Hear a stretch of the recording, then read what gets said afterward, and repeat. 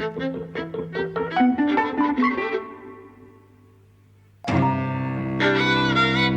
and welcome to Eavesdropping at the Movies. I'm Mike. And I'm José. And we're talking about Disobedience today, which is a romantic drama set in North London, set in the North London Orthodox Jewish community. I didn't know anything about this, I don't think. So when the film opens on a sort of a lecture or dissertation being given by an elderly rabbi, I thought, this is interesting. Is it going to be sort of, I don't know, is it only going to be Jewish just now, and then it'll move on to something else, and that's kind of introducing a kind of overarching idea or kind of thematic framework? But no, actually, it's kind of Jewish all the way through. And as a Jew myself, as an English Jew myself, part of the enjoyment of the film, at least for the first half or so, was in seeing so many things that I recognised being represented. Oh, that's interesting. Which was quite good fun. I think something that you said in the podcast on shoplifters, which was Japanese, is that when you see a film that's about a different culture, part of the enjoyment is just seeing what do they eat, how do they live, how do they do this, that, and the other. Like that's just, it's interesting. Yes. And then kind of taken from another side, it's interesting to see something that is not normally represented, but that you recognise being represented. And you feel kind of quite faithfully. Yes. So I mean, there are elements that don't match up to what my experience of being Jewish is, but nonetheless, it's very interesting to see. I particularly enjoyed when they say Shabbos instead of Shabbat. You know, Shabbat is kind of the way that you would read it off a piece of paper, but if you're Jewish, then you kind of you learn to pronounce it Shabbos. That's how everyone says it. Right. That's just very nice to sort of see represented. Right. So I enjoyed that. You enjoyed that aspect of the film, or the film altogether? I did. I had issues with the film, but I think, as I've said before, a happy ending kind of affects your view of the entire thing, and I was very moved at the end, and so that colours the way I saw the rest of it. But I was never bored, but I did think at a lot of points this is quite banal. Oh, I didn't think that for a minute. Really? Yes, I loved it from the beginning.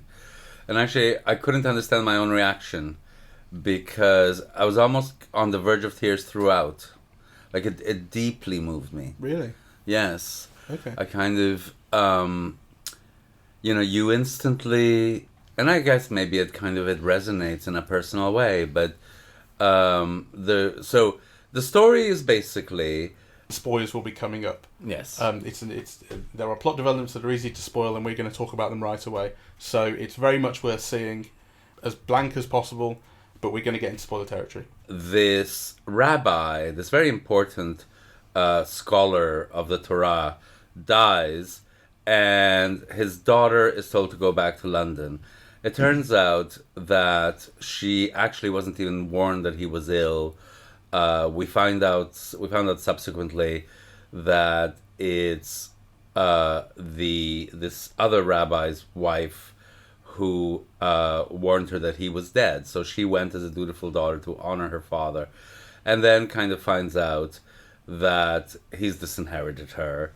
And then we find out that she'd had a childhood crush with the girl who is now married to the boy that she grew up with, who was her father's disciple. Right, so the women are played by... Rachel Weisz is the rabbi's daughter, who lives in New York and comes back. Rachel McAdams plays Esty, who is the girl that she grew up with. And the husband and student of the rabbi is David, played by Alessandro Nivola. That's right. So basically what we get to see is that this trio of characters had grown up together, right? And there's deep feelings amongst all of them. And actually, you sense that from the very beginning. I mean, I initially thought, that, what's his name? David was her brother, right? Right. Kind of, But clearly what you have is somebody who's been cast out, right, from her community, and who kind of returns, and who is kind of greeted begrudgingly. So everybody, says the right things, everybody's polite, but everybody's also at a distance, and everybody kind of keeps her away. So I think kind of, the situation alone, imagine kind of finding out that your father's dead, that you arrive, you're the only daughter, you arrive, and then kind of you're treated as if you don't belong there, and everybody's trying to pretend that, kind of he didn't have a daughter. I mean, just from that very beginning, I was so moved. And, the kind of the culture clashes between kind of the world that she's coming from and the world that she's going into, and then the slow revelation of kind of these relationships that seem to kind of deepen at each instance. I mean, the beautiful thing about this film is that nothing is simple, right? Like, kind of, things resonate. I can't think of a single, like, unsympathetic character, really, right? Like, kind of... No, not entirely. Maybe the uncle. He's not entirely unsympathetic, but he is the least sympathetic. But he's concerned for, I guess, the sort of stability of the community. But there's a story of kind of societal pressure stopping these two women from being able to express their love for each other, which is what it is. It's not just a crush; they love each other. Yes, and he is a significant. He's a keystone in that societal pressure, keeping them apart, I think. Part of the complications of the film is Rachel McAdams and Rachel Weisz, as teenagers, had an affair, and they were caught in bed by Rachel Weisz's father. That's kind of what sparked or what unraveled kind of certain things.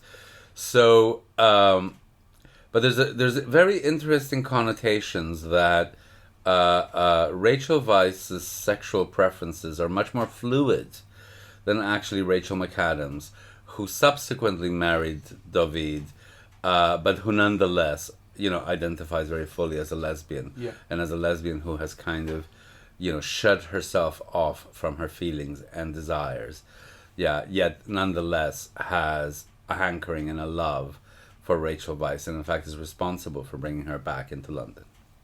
Yeah. Well, actually, what I kind of saw in Rachel McAdams was not... It's true that she has kind of... she does appear to have kind of shut herself off, as you say, sexually. But also it seemed to be like... she wasn't even interested in other women, almost. Like, it was really... Like, for her, it seemed to just be about Rachel Weisz's character. All of her kind of emotional sort of... I don't know, like accessibility or whatever, kind of came through that. Whereas Rachel Weisz was like... They discussed it, she'd had the kind of odd sort of vague dalliance with other women in New York, but nothing that was kind of satisfying or compared to her love for Rachel McAdams' character. There is a difference, and it's funny with Rachel McAdams' character because Rachel Weisz is Jewish, and Rachel McAdams is not, and I think knowing that kind of influenced the way I saw the character a little bit. And I think it's also because right at the start of the film, when she goes to the house where they're having the I forget the word for it, shiva, yeah, okay. And they go to the shiva, and everyone's there sort of paying their respects and mourning, and everyone says, I wish you long life, yes. Which is what you say to a Jewish person who's been bereaved. So you meet Rachel McAdams' character, and initially I thought, okay, well, I'm not convinced of her. I'm not because of the actress. I'm not convinced of her as a Jewish person. And there's also this thing about her being very frum. One of the characters makes mention, you've become very frum. Rachel Weisz says that, frum meaning very orthodox, very observant, right? In the way and you see it in the way she dresses and so on.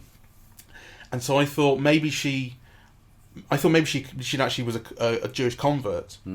And that she would be kind of so overdoing the kind of performance of being Jewish for that reason. As it turns out, that's not the case. She is supposed to have been grown up Jewish like everyone else. But there is a kind of costuming in Rachel McAdams' character all the way through, where I think the fact that I never quite believed her as Jewish because of the actor is not such a bad thing, because I never quite believed anything that the character was doing, because she's controlling herself always and putting forward an image of herself that isn't quite true. And it's towards the end of the film when she starts to become more emotionally available and open herself up that that's when I started to find her quite moving, and kind of believe in her more and that sort of thing. I mean, it's hard for anyone next to Rachel Weisz to make the impact that they would normally do, because Rachel Weisz, she's so beautiful. I mean, she is gobsmackingly beautiful. Kind of just looking at her is a pleasure. And also, she's so intelligent, right? And that's kind of like an odd combination. And maybe because she's so intelligent, her face also evokes a kind of sadness, I mean, it's almost like kind of knowing the world is to be sad about the world. Yeah, to me, she always evokes kind of, someone who knows about the world, who's kind of knowing and sad about it, actually. She's like a kind of a walking wound. And so I think anybody who's next to her just... I didn't mean any criticism of Rachel McAdams' performance when I said that. I like her very much. I was talking about the way that the character came across to me, and going what informed that. But I think Rachel McAdams is extremely good in this. Yes, and I think actually the performances are easily the best thing about the film. What you're always talking, or at least recently, you're always talking about people being emotionally transparent. Yes, there's just this film is full of emotional transparency. You read everything in these characters' faces and gestures and the way they look at each other. There's all these looks, particularly when they go to Rachel Weisz's father's house to kind of look through the possessions, and it's Weisz and McAdams, and Rachel McAdams is looking at her, and there's just these shots of her. Rachel Weisz goes off, and Rachel McAdams stands back watching her, and there's just this kind of longing and mystery in her eyes. Yeah, I think it's beautiful. It is beautiful. I think the whole film is beautiful, and actually, it really had me on the edge of tears throughout. It was, and part of it is because I think you have the whole community, everyone in it is in their own terms nice, or at least trying to do the right thing. Everyone's trying to do the right thing, and everyone's trying to be ethical and behave well, and behave with honor, which is a word that's kind of used in the film quite a lot. Yeah, right. I picked up on the word honor as well. And kind of life gets in the way, and conflicting desires get in the way, and kind of life makes it difficult, to be honorable. But it's in that kind of space, between the attempt to be honorable, the need to be honorable, the desire to be honorable, and then kind of the curveballs that life throws at you. That I think so much of the film's power resides, actually, because it doesn't give anyone an easy out, I was very touched by the husband as well, In what way? Well, because he is an example of that. He is a thinking man. He's an intellectual. He thinks about these issues, right? That's kind of, that is the Jewish thing. That's what what a student scholar and a rabbi does. Yeah. That's right. I do agree. I think that the film threatens late on to turn him into a bastard when Rachel McAdams is opening up to him, saying, I've always felt this way, and sort of saying, this has been a bit of a charade, and she says, I want my freedom at one point. His voice, raises and becomes quite stern, and the film threatens to turn him into a sort of... There's a moment where it could turn violent, isn't there? Yes, exactly. And actually there's a point where he says, it's the argument in the kitchen when the voices get raised, and he says, do you want to get hurt again? What he means there is, do you want to get emotionally hurt again by opening yourself up and then having Rachel Weisz leave again? Yeah. But for a split second, you think, is he talking about physical violence? Yes. At least I did. Just for a split second. I didn't interpret it that way coming from him.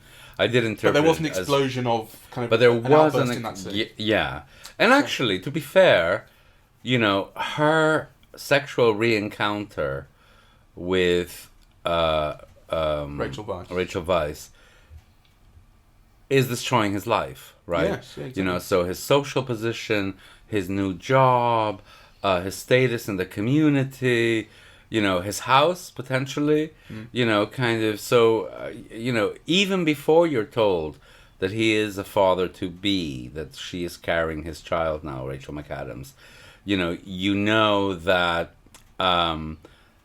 her request for freedom from him is a great sacrifice, because it will ruin his life, or it will ruin all the plans he's built up for his life anyway. Sacrifice is exactly the word, because when he gives up the job, he's going to become the new rabbi, and it's quite clear. It's never said explicitly, but it is quite clear that the two of them splitting up will mean that the rabbi thing isn't going to happen for him.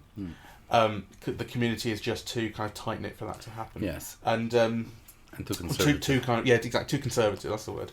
And he's on the bimmer. And it's when he should be accepting this position, and that's when he says, it's sort of in code because no one else understands it, but it is directly to Rachel McAdams. You are free. Yes. He says, and then he says, I can't accept this position, and he leaves. And that, for me, that whole, maybe not that scene exactly, but then it's the embrace afterwards, and he invites Rachel Weisz into the embrace. Yes, I thought that was the most moving thing for me in the film. Beautiful. And it's his sacrifice. Actually, I think the whole film is beautiful, because you see, from the very beginning, so the film opens up on this discussion of freedom and choice. Yeah, the kind of the freedom to disobey. I mean, I didn't register every word of it, and actually I'd like to see that bit again. But that's what it was about, right? It was Rachel Weisz's father, the day before he died, or the day of his death. The day he dies. Yeah, kind of giving the speech to the community at the synagogue about, the importance of disobedience, the fact that people have choice. He's talking about the creation, and he says God created the angels and the beasts and man. And man is the only one who has the free will to disobey. We have free will. That's the central thing. That's right. Okay, so you have free will, you have choice, you can disobey. And actually, the beginning is then bounded by this moment of reassertion of choice, which is when David kind of offers his wife her freedom in the synagogue in front of their community, which is very, very close to the end. Right? So you have these two moments of disquisition on disobedience, freedom, and choice, which actually are really bounded by these women's oppression and exile, and kind of, kept at bay from this community that is very kind of, in many ways clearly regulated by men, right? Oh yeah. So kind of, and I think it's very important that that this is laid out, that the kind of the freedom to choose and so on is kind of laid out, but at the same time boundaried by these two disquisitions on choice are actually kind of moments in which you see how the community entraps, slightly coerces, so in some ways it comforts and it makes easy, in other ways it prevents choice. Yeah. So, and I was very kind of glad both to see that, but also to see that the film went beyond that. Yes. Right.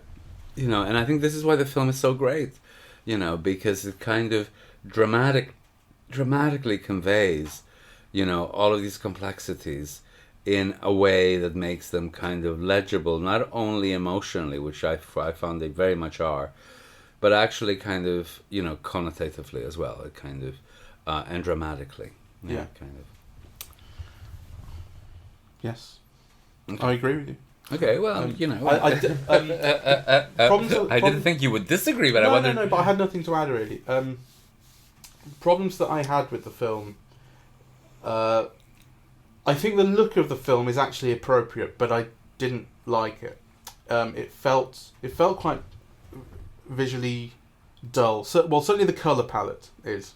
But actually, the reason that it feels appropriate is I guess it feels kind of Jewish in that you don't tend to get a lot of adornment in Judaism, kind of in synagogues and things. You don't tend to get kind of filthy lucre, gold and thing hanging. Maybe on the Torah scrolls and that sort of thing, you get the kind of they can be kind of done up quite nicely. But for the most part, you don't kind of get these kind of great, extraordinary kind of gilded cathedrals in Judaism, that sort of thing.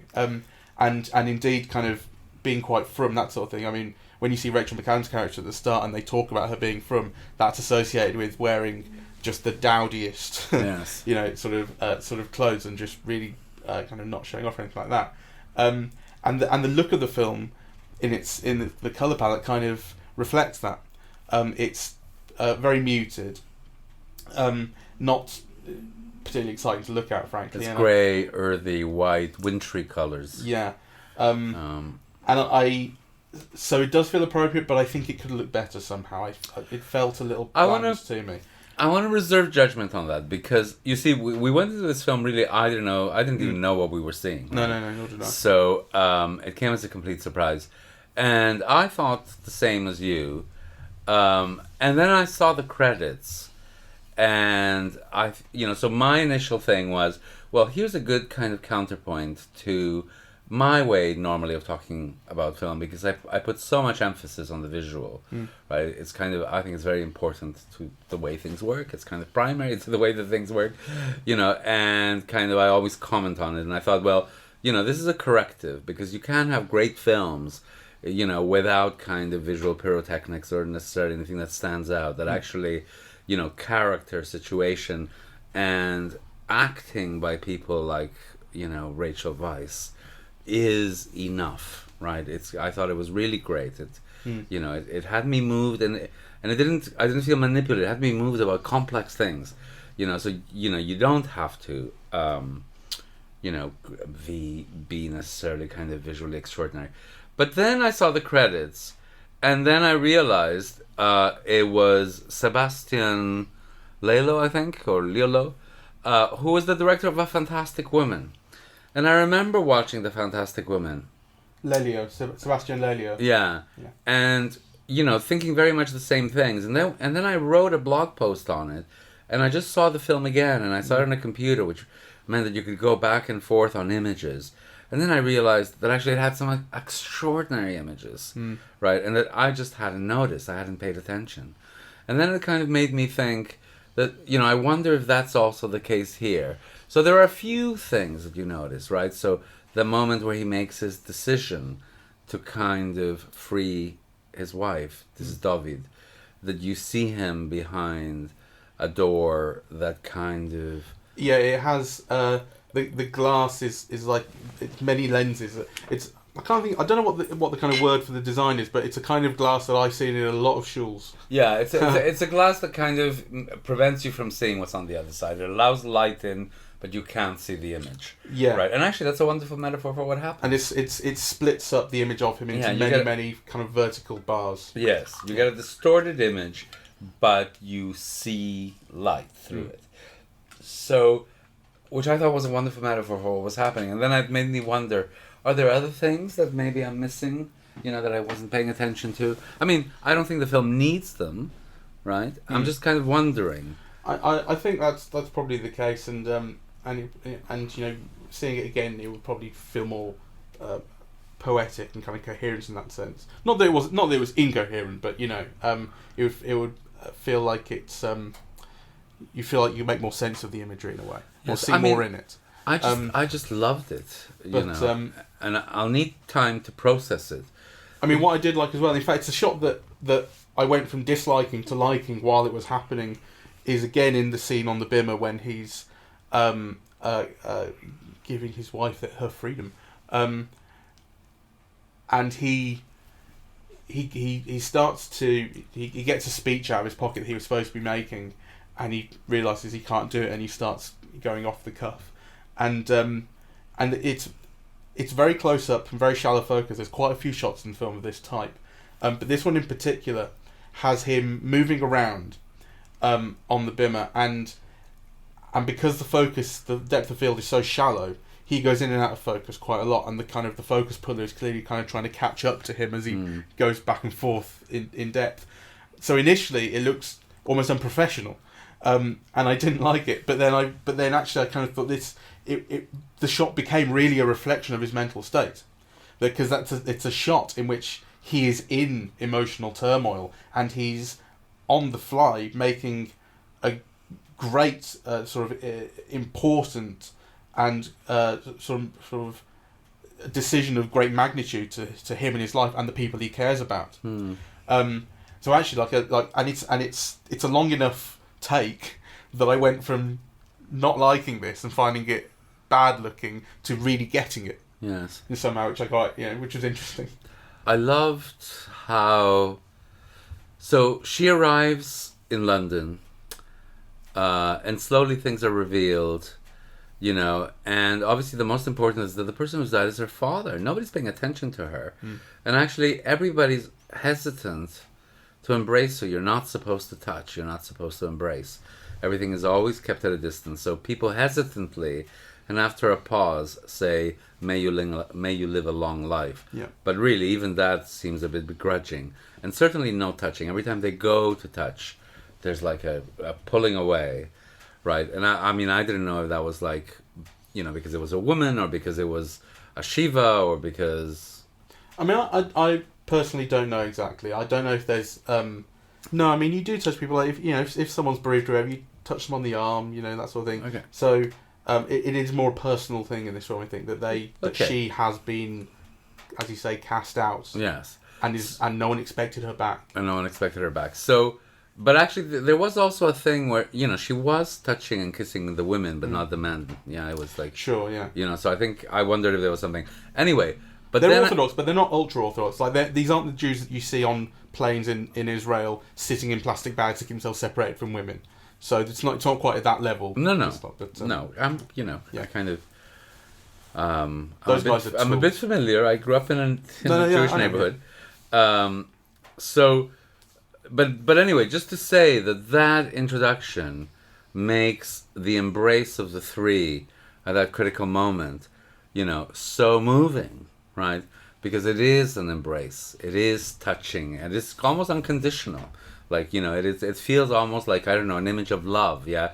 That kind of all of a sudden there's no barriers, there's no society, there's no people watching, there's no witnessing, you can just embrace and kind of bring into the fold, I thought that was so beautiful. That's a good point, but actually I felt that more that was the case. I found that very, very moving, but the reason I found it moving was more for the decision that Dovid had made, yes. And the way he was, and so he was expressing it wordlessly through inviting Rachel Weisz into this hug, and also and he was already hugging his wife, who yes. he's given her, he's made a huge sacrifice for her. So it was about his decision. That was what moved me, as opposed to exactly how it was expressed. But what really moved me in terms of physicality was when the girls first kiss, because I did feel kind of keenly that there had been just such a restriction of touching. You felt their need to do that, yes. When they did. And actually it was kind of a release for me as an audience member, kind of going like the moment that they kissed, I kind of realised no one's touched anyone in this film. Everything's been so restrictive, everyone's been so isolated. And the fact and when they did it, that's when I kind of realised how important it was. Yes. I love the sex scenes. And part of the reason why I love, I mean, sex can be many things, and we see it in film from pornography onwards in many ways. But the thing that you rarely get is, in fact, almost never. And it's a great loss, to culture and humanity as a whole, is that you very rarely see sex as feeling. Which of course, it's almost like the most important thing, really, And actually what I thought was so beautiful about this film is that it is just that, right? Like it is kind of, it's sex as sex, but sex is a conduit to feeling. It breaks, it opens up all of these things. Like you said, there'd been all these barriers to touch. So actually kind of, that is bridged. And it's bridged not only by desire and by a sexual act of some kind, but actually you can see it's like an overflowing of feeling. Yeah, the kind of, now you're in this hotel room and you can let go. Yeah. And express. I wasn't crazy about the sex scene. Don't know why. This was some of the stuff that felt kind of banal to me. Is once they had kind of broken that initial barrier and kissed in the upstairs room in the dad's house, it was followed up by just more kissing every now and again, and you kind of felt, okay, so they're re-engaging and they're kind of rediscovering. Oh no, I love that. But that felt banal to me. No. And then they got into their time and it felt more banal. No. Just that's the way I felt about it. It felt inexpressive to me. No, I thought it was the opposite, because I thought it was like about the messiness of feeling. So they'd obviously had an affair. She's cast out. It's very tentative. It's very dangerous. One doesn't know how the other is feeling. Like, there's, are you doing this for the past? I mean, what position are you putting me in? Like, there's all these hesitancies and awkwardnesses and messiness, which is what happens when you have feelings for somebody, but you don't know how they feel about you, and you're also in an awkward situation, and kind of you don't know what the score is, and you don't have a map of where this thing is going to go. So actually, I thought all of those moments to me were beautiful. I think I'd like it more on the second viewing, knowing everything that I know now, because part of I think what I didn't like about it is that for me it came out of nowhere. I didn't anticipate, and I didn't pick up or anything like that that these two were hot for each other, if you like, whatever, emotion, sort of in love and whatever. So when they kissed, as I said, I mean, I did feel that kind of that physical connection was important, but I did kind of roll my eyes a little bit when they first kissed and went, oh right, so that's what it is it? And part of the problem for me was that for much of the opening of the film, in fact, for probably up until that point, probably up until they kiss, the storytelling is elliptical to the point of absurdity, where it's people talking about people that you don't know, people speaking realistically to each other, like not using names when they already know who they're talking about, but for the audience, you don't know, and so there is stuff being withheld from the audience. There is this whole thing about, well, you left, and they obviously all know why she left, and they obviously all know what this history is, but you don't, and it is being withheld from the audience to a point where it's distracting. Oh, I didn't find it distracting. I thought it was interesting. No, I found it deeply distracting, and at points I was thinking, get on with it, tell me the fucking story now. Stop hiding it. So that was an issue, and it did mean that when it got to their physical connection, and then they started kissing all over the place, and then it got to the sex scene, I was kind of thinking, okay, so I had little context for it, and it was only as the film further developed later on that you kind of began to learn and appreciate the depth of their love for each other, and then the depth and the complexity of what this meant for their lives now. That's when it kind of emotionally developed for me. Up until then, I found it very dissatisfying. Oh no, I didn't. I was enjoying all of those elements, really. For me, it's a film that improved very much later on as I started to understand the characters better. No, for me, it started off great, and then it continued. Even though, I don't know what I expected, but maybe, visual pyrotechnics or something. I mean, I suppose I wanted, like, striking images or whatever. And actually, kind of the images... So, for example, there was that moment where they kiss and, they go revisit the places they loved as teenagers, and they end up under a tree where they first kissed. And you think, fucking hell, why didn't they make this a more, wow moment or a more dazzling moment? Yeah, like, it's just a long shot of this wintry landscape, and, it doesn't seem to have much going for it, right? And then you realize, like, the tree is like this white cedar, or, like, it's white, it's wintry, the branches are empty, kind of, it's in the middle of nowhere, it's like... it feels like an industrial estate in a field in an industrial estate or something, right? Yeah, it's in a park. Yeah, and then it becomes kind of very evocative and moving, and about kind of, their connection amidst this, the fact that kind of, they haven't had this for a while, and that it's something that's kind of lost and you don't know whether it's recoverable. That shot for me became evocative when she returned to it. When you are led to believe or given clues that Rachel McAdams is going to kill herself because Rachel Weisz is moving back to New York and abandoning her, then there is this search. David and Rachel Weisz's character go searching for Rachel McAdams. They don't know where she is, and one of the places that Rachel Weisz returns to is that tree, and it's this thing of returning to the place that would mean something to that's when that shot kind of became evocative to me, was with that context of having been there the first time. But the shot itself is just a nicely framed shot of a tree. Well, I mean, this is the question. Is it, when is the nicely framed shot of a tree only a nicely framed shot of a tree, right? What kind of tree is it? What's the light on it? How is it? What's the composition? Anyway, it's possible to overanalyze it, I think. Well, I felt it as it was going. But let's move on to different things, because I think, there were other things that I just found really moving in ways also that I can't understand. First is the diegetic music, let's say, right?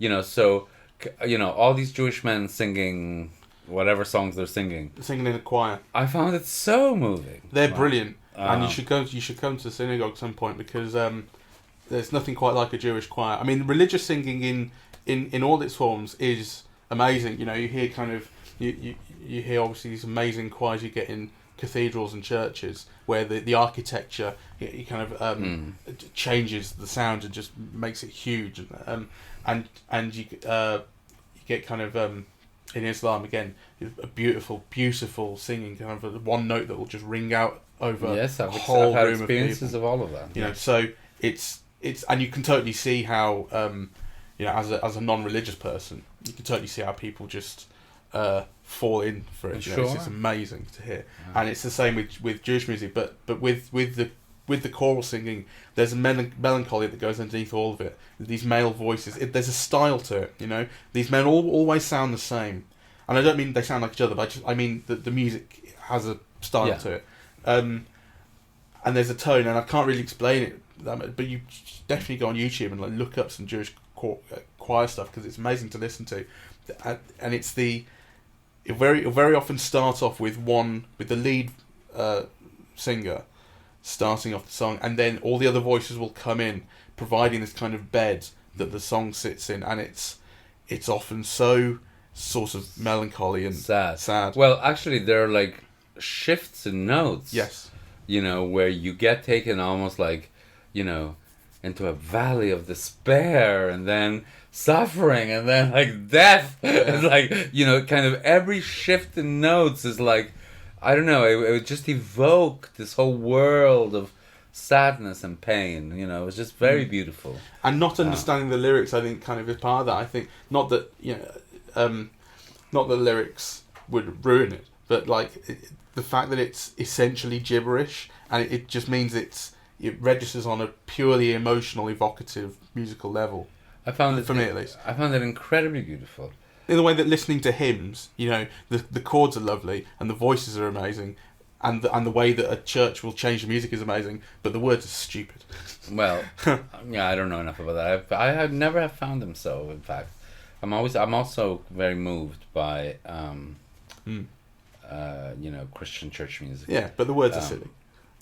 Well, they can be, but they're not necessarily. That's what I mean. And in Hebrew, if you understood Hebrew, the words would probably be very silly too. But not understanding Hebrew means that kind of... It's rather like when Mel Gibson made The Passion of the Christ, and he made the decision to do it all in Aramaic, which is such a good decision, because if you have this kind of torture porn Jesus movie, but then you've got... Torture porn Jesus movie. No, it is what it is. But then you have the character saying, "And oh ye of blah blah blah," it would sound very silly, Yes.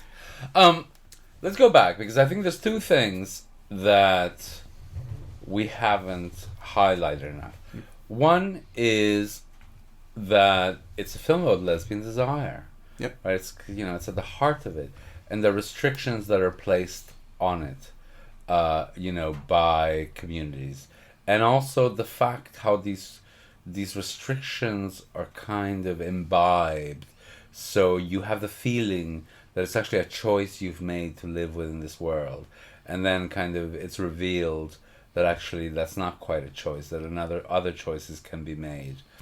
So, and yet, what's really beautiful about this film, I think, is that the choice is a complex one, right? So the Rachel Weisz character offers Rachel McAdams to go with her to New York, basically. And Rachel McAdams' character refuses. So, she chooses her freedom in a way, in the most difficult of circumstances, but in a loving way, right? So, she continues to live with her husband. We don't know what's going to happen. They might raise a child together. They might continue as a couple, in spite of, the fact that it's very clearly articulated that her desires are lesbian desires. She loves women, and men don't do the same thing for her. Whereas with the Rachel Weisz character, it's left more ambivalent. Yeah, her affairs seem to be primarily with men. Okay. So, the fact that kind of these choices are made, and that life is not just about sex, that it's full of a whole other host of complicating factors, and that both of these women acknowledge, and that also kind of, they acknowledge that whilst there never being in any doubt about the depth of the love they feel for each other, I found really beautiful and moving. Yeah. Do you feel an element of cliche at the end when Rachel McAdams chases down the cab? This is something that actually... This is something that actually really worked for me. I thought it could have been a cliche if she had run after Rachel McAdams, but I didn't find it a cliche when what she wanted was a picture of her father's tomb. Because her father had been her oppressor in a way, right? But also, an oppression laced with love. I mean, she wanted... Her reason for coming back is, she wanted to do the honorable thing for her father.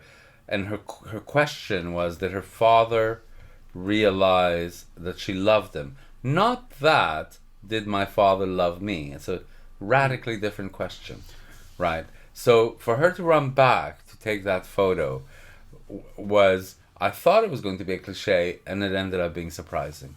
I didn't like it very much. That the photo bit at the end, and when she says goodbye, Dad. Ugh. I thought, nah, stayed. I thought it was a banality to me right at the start that she's a photographer. I just thought this is going to be some sort of artsy. I'm not going to. But it wasn't.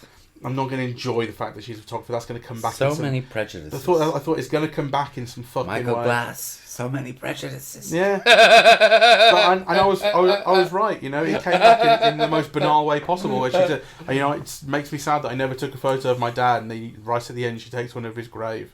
Ugh. But what? No, I didn't like it. But what worked for me was just before that, when she's driving off in the cab to get her flight, and Rachel McAdams chases her down, and that has cliche all over it, right? The chasing down the train that's leaving or whatever, or the whole, was it in Friends when he runs onto the plane together or whatever it might be, chasing down the person that you love at the last minute type of thing, right? That's exactly what this film is doing. But it really works for me, and then what I like is that obviously it doesn't become, and we're going to be together once I've chased you down.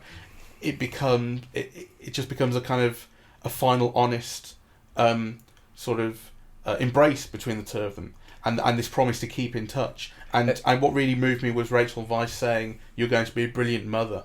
Yes. Like this kind of new thing that is in your life that's entirely you. That I'm so proud of you type of thing. I really, really loved it. It was kind of so it's a finality between them, but it's not a finality because it's also an assurance of love, but not the love that they or you expected. Yeah. So it's like these women who are going to love each other their whole lives, but they're not going to be lovers. And I thought that was lovely. And then actually, so there's that moment which you think is going to turn out into a cliche but doesn't. And then the other moment, which is where you think, oh, Rachel Weisz has changed her mind and is going to chase after her now. And in fact, she ends up going to the father. Oh, no, I didn't think that at all. I thought those two things were a surprise to me. I thought that once that embrace was over and Rachel McAdams went back to the house and the cab drove off, when she says, "Can we take a detour?" it didn't occur to me at all that she might be going back again. So where do you think she was going? Well, I didn't know, but it just didn't occur to me that she might go back to the house. And then obviously very quickly you discover she's gone to the grave, gone to the cemetery. So it was quite clear, but it didn't. I wasn't scared of like a cliche on top of a cliche, right, as it were. Okay. As you might have been. It made me think of "Call Me by Your Name." I thought it might, in the combination of Jewishness and and a gay sort of love story. It's interesting because like Call Me by Your Name was primarily a story about these two gay boys. Yes. It kind of and Jewishness is flavors the whole thing, Yeah. and this is kind of the other way around to an extent. It certainly starts off as a very Jewish story, and you're embedded in Jewish culture. And actually, what I really love is that the film kind of makes no apology for anything or makes no attempt to explain anything. You are in this world where these people just behave in a slightly different way to where you're used to English people behaving. Yeah. I'm glad you mentioned Call Me by Your Name, because you know what a fan I was of it, really, particularly like the last shots and so on. But actually, I think to me it's a different category than this film. I think this is much the greater film, you know, in comparison to Call Me by Your Name. I do. I think it kind of it makes everything so much more complex and moving, you know, and things that have kind of ramifications, really, you know, that kind of reverberate throughout the film, much more so than. But also what you say about at the end of this film, you know, it's very clear that these two, although they're not going to be together in a relationship, are nonetheless going to love each other very deeply throughout the rest of their lives. Yes. Is completely. It's like you see that in something very similar at the end of Call Me by Your Name, with Elio sat by the fire. The difference is it's not reciprocated in that, or at least it doesn't appear to be. Yeah, no, what you get in Call Me by Your Name is, you know, that he will always love Armie Hammer's character. Yes, and that has been an incredibly significant demarcating point in his life, and that now he will be alone. You know, whereas actually this has a much more complex idea, a much more inclusive idea of love. In this film, there are many types of love, right? And they're not exclusive to each other.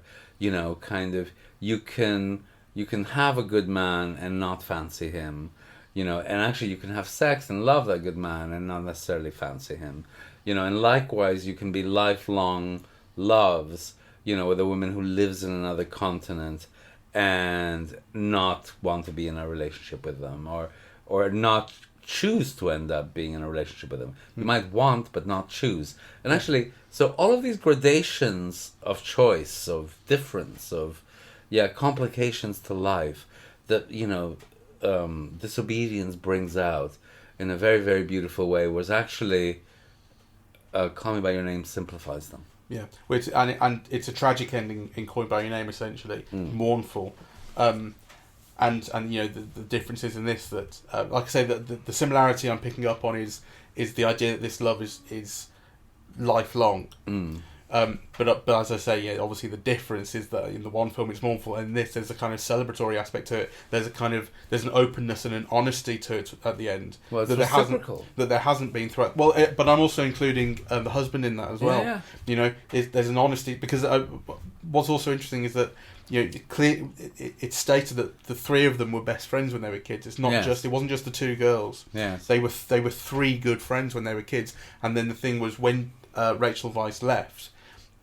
And she kind of, Rachel McAdams was sort of talked into marrying him. Part of the reasoning was he's your best friend. Yes. You know, so it's not just he's some guy who's good in the community. They're very close, and so that the relationship, the kind of love triangle, if you like, has become open, become honest. The film bursts that love triangle in the sense that, you know, they're not, at the end of the film, they're no longer in competition with each other. They're a part of each other. Yeah. You know, so there's no triangle. There's just a kind of, you know, a unit feeling which kind of feels slightly different about you know, every aspect, right? But what's not at stake is the fact that they are real feelings and a depth of feeling for each other. For all three of them together, which I think, I mean, you know, it's so much more complicated and interesting and feels truer to life, and also things that make you think about life, you know, than Call Me by Your Name, which I think it's a greater film. And there's a feeling of just kind of like something like maybe you can just love who you love, and it doesn't, and kind of demarcations of being gay or being straight or whatever aren't actually enormously important. Like, it's interesting to me actually that I felt when the two women make love in the hotel room, it occurred to me, Rachel McAdams is cheating on her husband, which she is, but it doesn't feel like it. No. It doesn't feel like it. It She's feels like rediscovering and rekindling her love with Rachel Weisz, but it doesn't feel like a betrayal of her husband. No, it's an explosion of feeling is what it is, really. And actually what I also found very beautiful, and again, this is why I think the film is so great, because it is so perceptive and attuned about the complexities of life. Because, at the moment where in the synagogue he gives her her freedom and he walks out and he's all by himself and she chases after him to comfort him, right? So, that's a whole other kind of love, and it's very real and it's very heartfelt and it has depth, right? Her first impulse is to comfort him, not to go after her, right? Like, there are real, I think all of those gradations of feeling and different types of love and, how they intermesh and they don't necessarily contradict and, and so on. All of that I think is very, very beautiful in the film. I think what's moving to me about the two women is that they're able to gain something that that had been kept from them, or they were restricted from having. But what's moving about the husband is he learns a certain degree of humility, I think. I think there is. It's not that he's arrogant, but there is a kind of heir apparent thing going on with him. There's a certainty about his life. Right. He's going to be the next rabbi. Yes. And there's that meeting where he's offered the position, or kind of informally offered the position by a kind of group of elder sort of Jewish pillars of the community in a back room, and it has that feeling of like a backroom deal. Well, he says, "I keep my house in order." Right. So it has this feeling of like a high political backroom deal thing. That like the machinations of the upper echelons of society, right? Like an Illuminati. It has that feeling to it, and so as you say, there's a certainty about his life, and it's not that he's arrogant, but he's got things sorted out, and he clearly, it's very, very clear by the end of the film that he has known all along that his wife doesn't love him, not romantic, not in that way, right, and doesn't desire him, and that when they go through the motions on a Friday night, there's Rachel Weisz asks her, do you sleep with each other on Friday night, and it's the suggestion of it's kind of culturally expected that you do so, which I thought, I didn't know that. Maybe I should be Jewish. Well, but it's like, and it has that. Again, this was actually when I first saw it, because I didn't have the context. This was a banality that you see her in this loveless sex scene with her husband. I thought, oh god, see that like Shape of Water or whatever you want to mention, the woman just not having fun while she's having sex, sort of thing, stuck in a loveless marriage. At the time was a banality, and then the context changes. It becomes very different. Yeah. Not to labour the point, but that's kind of what I like about what happens to the husband is that he learns a little bit of humility, and he learns some honesty with it. He's actually honest with himself as much as anyone else. He's honest with himself that his wife doesn't desire him. I think he's lovely and evolved. Yeah. And generous, actually. I think he's an amazing character, and very much the equal of the Rachel McAdams and Rachel Weisz character. Though I think above all, and I don't think it's just my prejudice. I just think she's extraordinary. I really do. Rachel Weisz? Yeah, I do. I think. Have you seen The Fountain? No, what is that? Oh, we should watch it. It's Darren Aronofsky. It's mad, and it's sort of his 2001 or whatever kind of mad sort of time traveling sci-fi huge epic picture about ideas you care to mention, and I loved it from the moment I saw it. We should watch it at some point, and it's got Rachel Weisz. I think it's when they were married. Okay. So she was kind of his muse at the time. Right. And then it Okay. became Jennifer Lawrence needed mother. Yeah. Okay. Anyway, Whoever he's going out with, he makes a mad film about him. let's Anyway. wrap this up because I think we've been going on for a while. I just think this is a truly great film in ways that surprised me, and also kind of challenged the way that I normally look at films, because in some ways it's very simple, or it feels very simple, and kind of as the film unfolds, you get kind of a layering of all of these complications that make it, to me, both really rich and very deeply moving. Yeah, I think I would definitely like more the second time.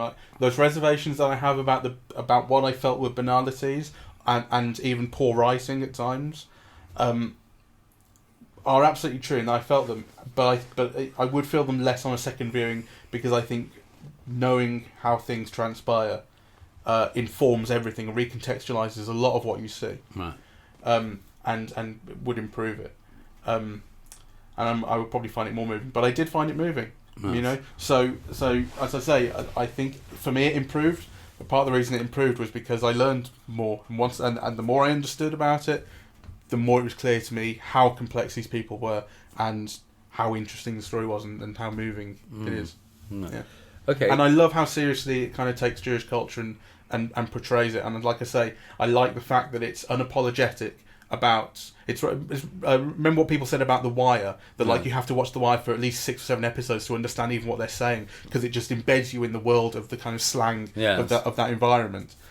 This has that feeling to it. It's not inaccessible, but if you don't understand very much about kind of Jewish life or Jewish traditions and customs, it'll probably take you a bit to pick up on it. But I like the fact that